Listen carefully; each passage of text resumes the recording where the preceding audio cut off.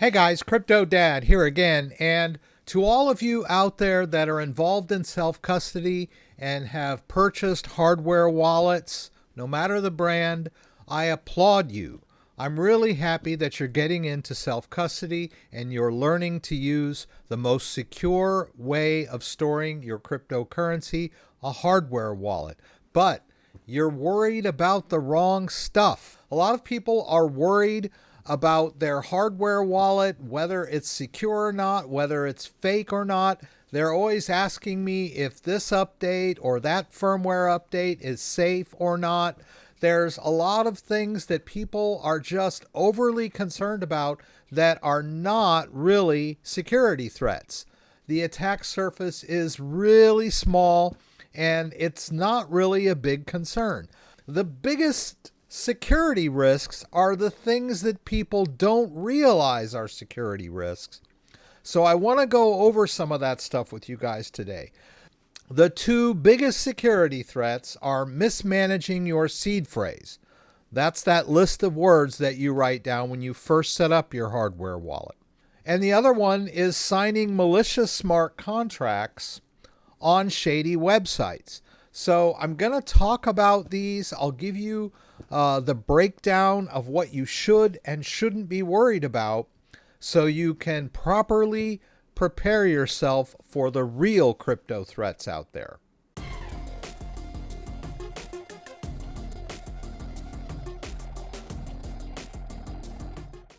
All right, so let's talk about the unfounded concerns first. These are things that people just seem to be overly worried about, and they're not really legitimate concerns.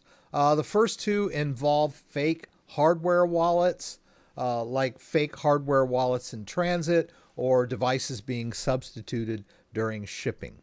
First of all, most hardware wallets, including Ledger and Trezor, have cryptographic verification genuine checks.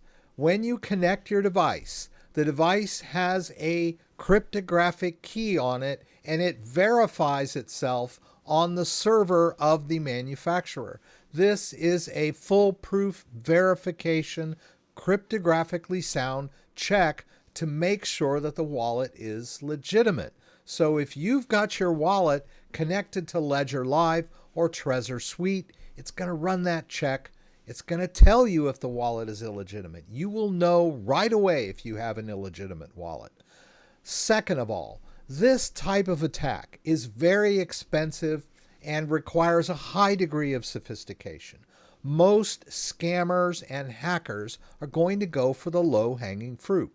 The low-hanging fruit is tricking or scamming someone into revealing their 12 or 24 word backup phrase.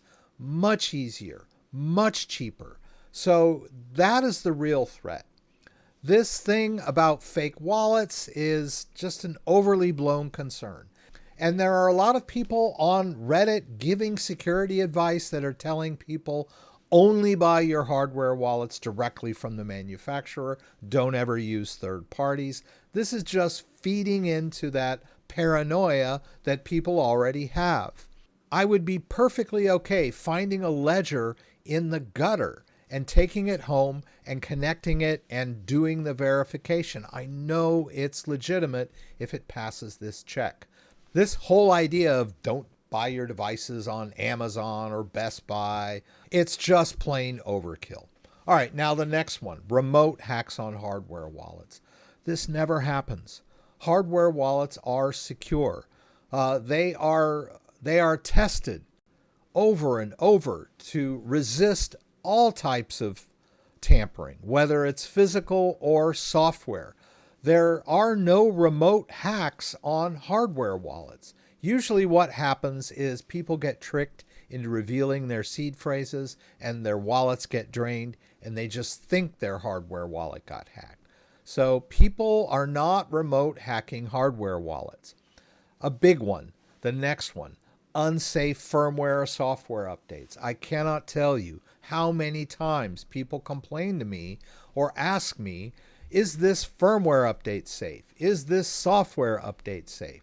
People are always worried that they're worried about updating their Ledger Live software or their Trezor Suite software, or they're afraid to run firmware updates. These are the things that make your devices more secure, not less secure. So don't be afraid to run firmware updates or software updates. These are not the kind of things that are a risk to your device. Now, this next one I have here, hackers gaining remote access to your computer. Even if they do, they're not going to be able to steal crypto out of the hardware device. The hardware device will only allow crypto to be sent out or transactions to be authorized by someone physically pressing the buttons or the touchscreen. There's no way that a hacker can suck crypto out of your hardware wallet by gaining remote access to your computer. You actually have to authorize on the device. We got another one here that people are worried about: malware overriding your Ledger Live updates. When you're in Ledger Live, these updates are safe and secure, right? So this is not something you need to be concerned about. The next one, hacking the secure element chips. These chips are manufactured by companies that have specialized in secure chips for many years. These are the same chips you see in your ATM cards and your credit cards, and they're the same type of technology that's embedded in digital passports. This is secure technology.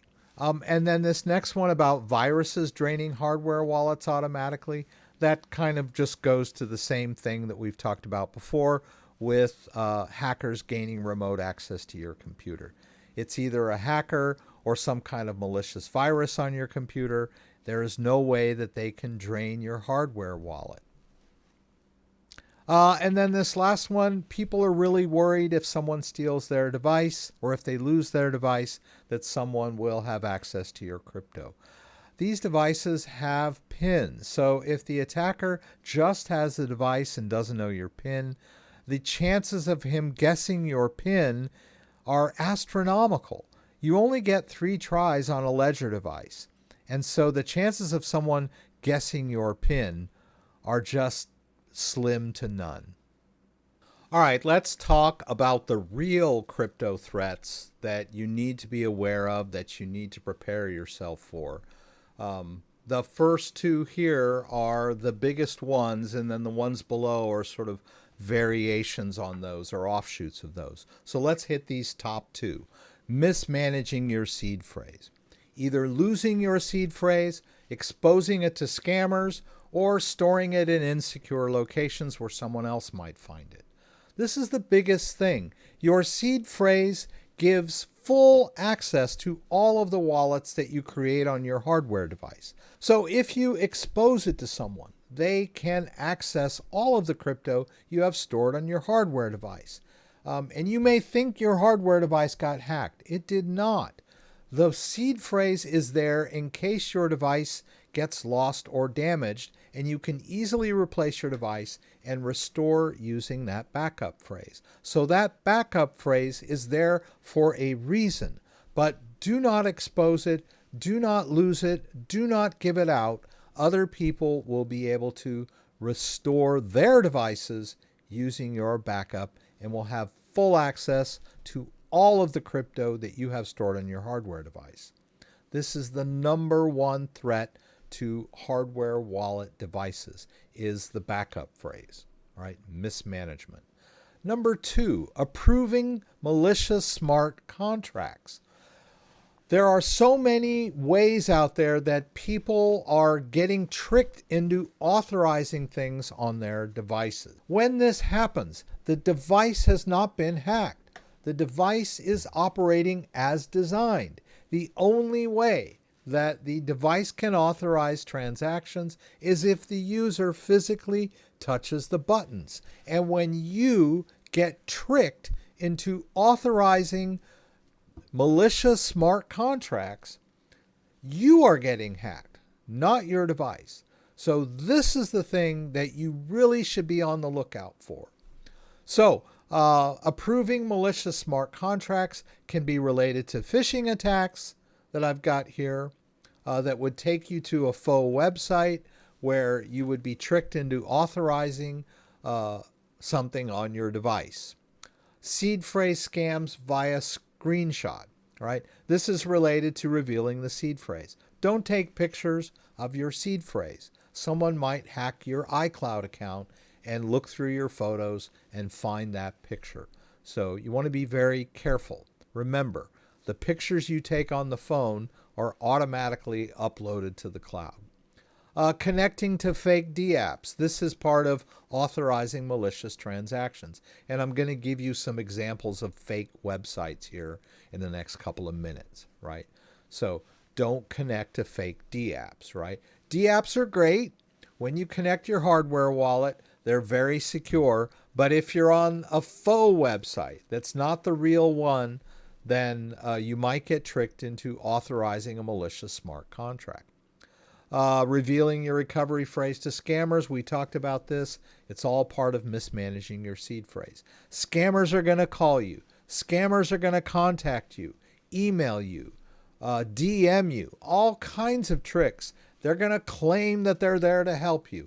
They're going to claim that you've already lost money, or they're going to make you think you're about to get mega rich by following their instructions. Whatever the scam entails, don't ever reveal your seed phrase to a scammer.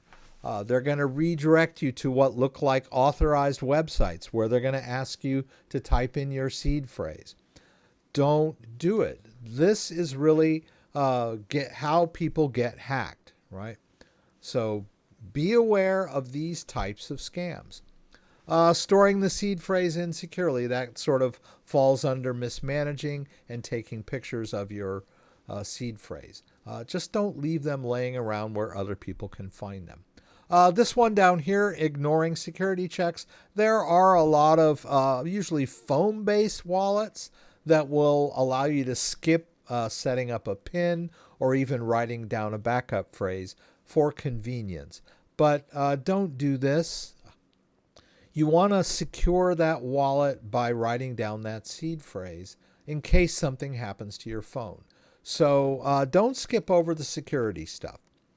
Resetting your device without proper backup kind of falls under mismanaging your seed phrase. If you have your seed phrase written down correctly, stored in a safe place, that's really not going to be an issue if you accidentally reset your device.